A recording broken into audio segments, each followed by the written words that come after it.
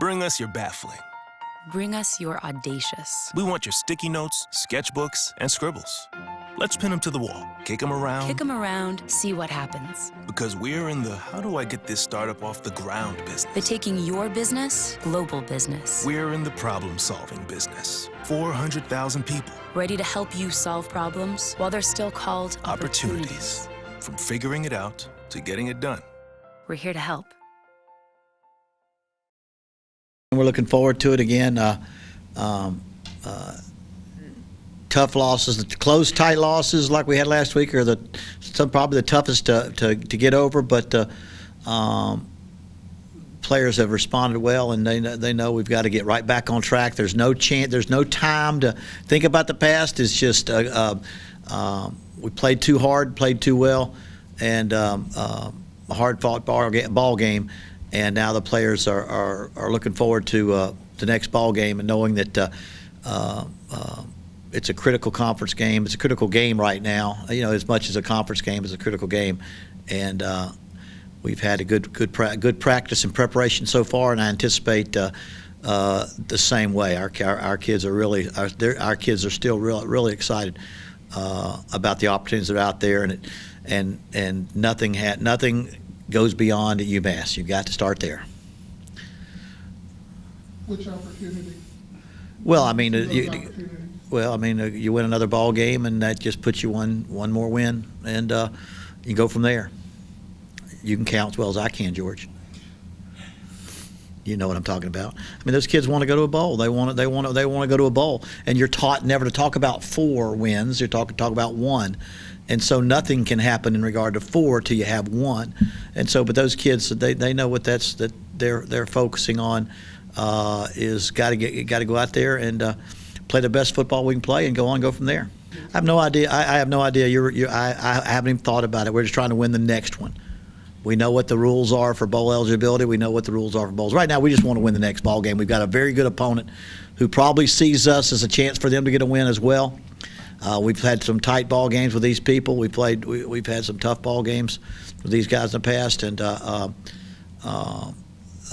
don't know all those. I know the guy. I know nothing happens if you don't get to the next phase, play your best football, go out and win a football. These guys want to win a football game. I think that's most important. They go out there and we go out and play our best, and try to go out there and play our best against UMass. UMass has played some really good football. They beat Florida International. They came within 2 points of beating Temple, and have had a couple of tight losses. Sure, I think when your defense when you hold a team to 14 points and you put yourself in a position to win a football game, I think we see some positives on it. You know, we said before the season we were going to be a defensive football team.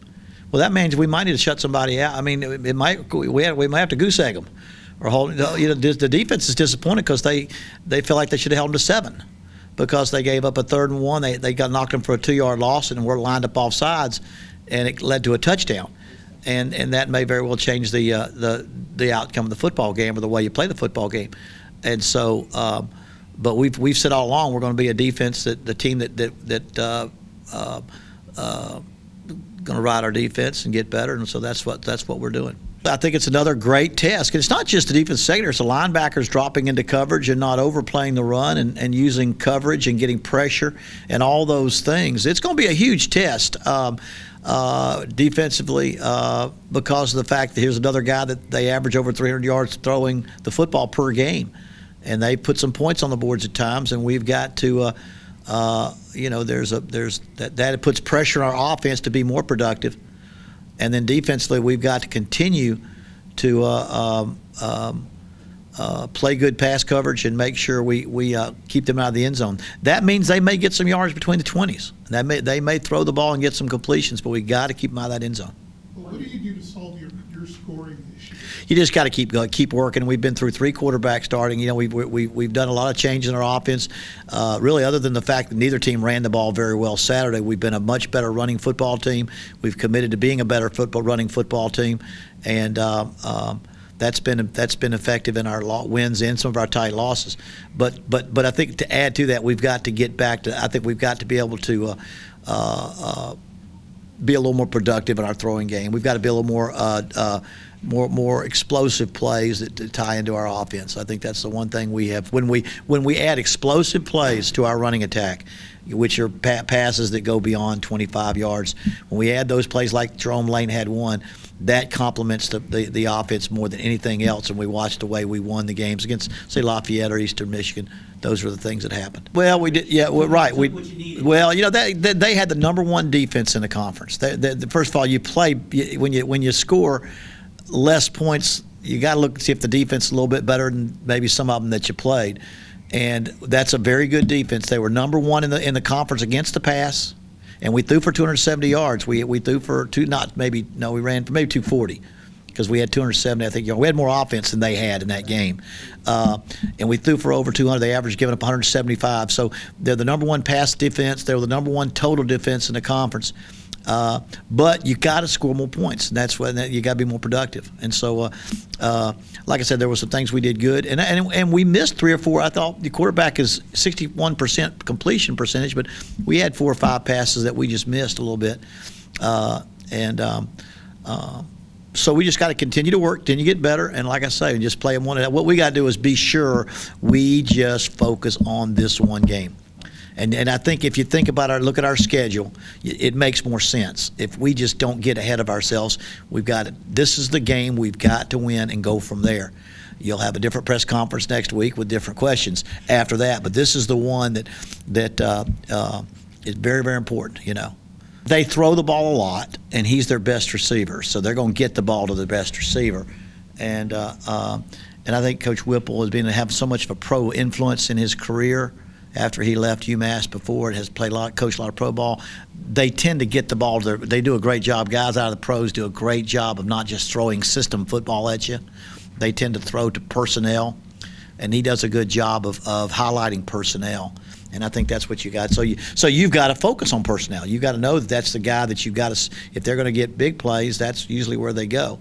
And you've got to find a way to do that. But it's getting pressure on the quarterback. It's forcing him in long yardage situations, all those things that happened against, I guess, Ball State last week. They played Ball State and seeing some of the things that happened in that game. He had several catches over 20 yards. He had 2 big plays. They were short passes that he made, and he made a Sports Center type catch over the middle. Yeah, I mean, Amani deserves everything. He's the most energetic practicer, energetic player we have on our team. Great enthusiasm, great spirit. He loves playing the game of football, and it was good to see him. Now it looks like he's played with more confidence than he's ever had, and that helps us out there because he's at that inside position. And so we need to continue that and see as we look to get big plays out of other receivers. We don't have anybody. I think we have some that are what's the word that will play at game day. We'll make game day decisions, but most everybody is lined up and getting reps, getting practice. I was thinking of Newman because No, Newman I believe is out. I think we can say Newman is. because he was limping. Yeah, Newman right now will not play this week. We don't have an evaluation yet, MRI yet, but we do. We're going to probably not play Newman this week. No, that's sad. It's a football play. He hadn't hardly he worked so hard to get back from a hamstring pull he had against Savannah State. Worked so hard, got himself ready to play, and he gets to catch a little 5-yard pass. The guy hits him, and nothing bad about it hit, nothing bad about the play. It just hit him low, and it caught his knee under him, and now we'll get MRI. We're not sure where he stands right now, but we don't want to speculate, but we do know we're going to. It's got a little swelling, and we're going to get an MRI when the swelling goes down. I think. Obviously, you got Josh McNeil at tight end. You've got Christian Allen at tight end, but he's 255, 260 pounds. But he's been gone for a while. He's been gone through all of our victories now. We lost him halfway early in Savannah State, and so we haven't had him. It's hard to miss what you haven't had. But he's the guy that can line up there and catch passes and run some football and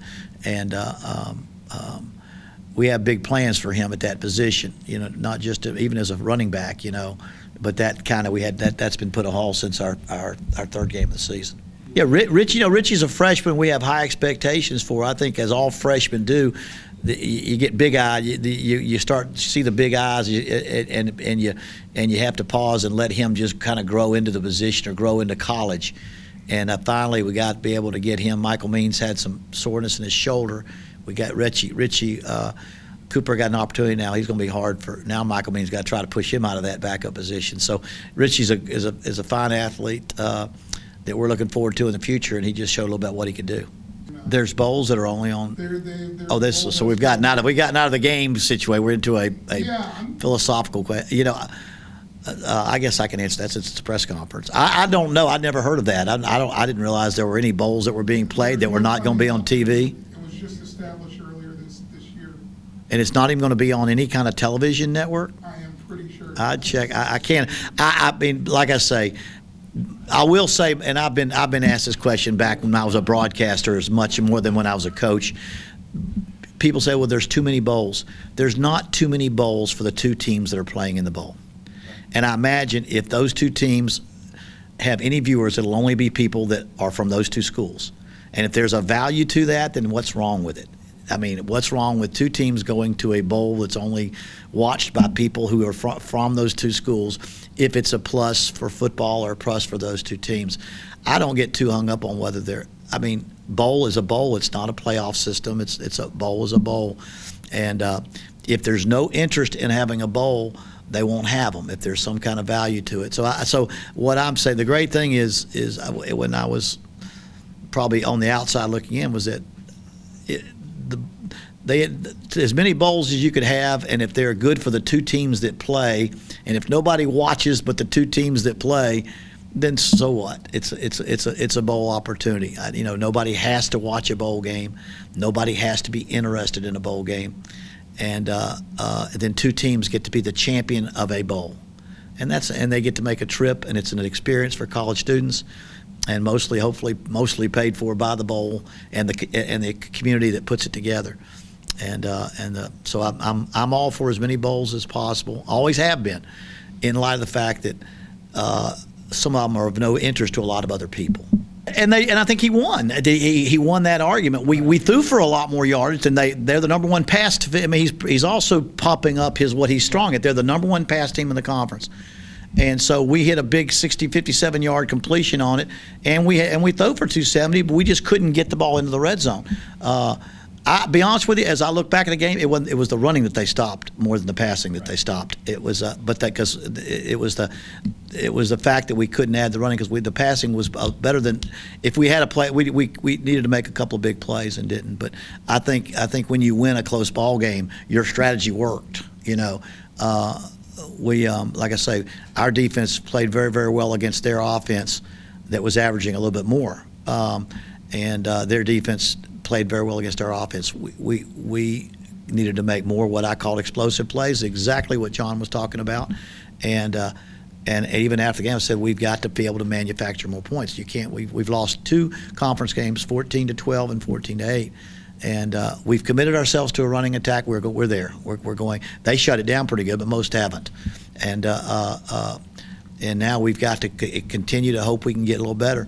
I told all of our coaches that if we can win a game by 1 point, that's all the offense I want. But we've lost a couple that we have to do that we'd like to have won. So we're doing the things that we're trying to do. We got to get better at incorporating more of our offense. Well, I'll be honest with you. Kathy and I work together. She puts all the stuff together for me, brings me all the previous poll that we voted on, gives me by Sunday morning, gives me the list of who won and who lost. It's not hard to go down and say, okay, once you do it the first time, and then you can say, okay, who won, who didn't win, and all the losses move down and new ones move up, and you try to be the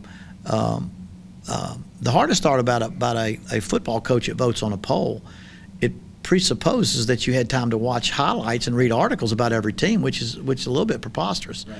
So you have to go on your knowledge of history and knowledge of what coaches talk about and news reports, and but because that's the system, and I voted as a coach and as a broadcaster, and I voted even voted in Heisman and things like that. But we get the information gets to me on Sunday, and we look at it pretty hard, and I make a decision on Sunday to look at the poll. And like I said, it's really just a few teams. After you get into this far into the season, it's just a few changes every week. And it'll get much more important, I believe, from a standpoint of as we represent the NCAA, how closely we watch that top 10 to top 15 from here on out, because it will have a factor in how the Final Four shape up maybe.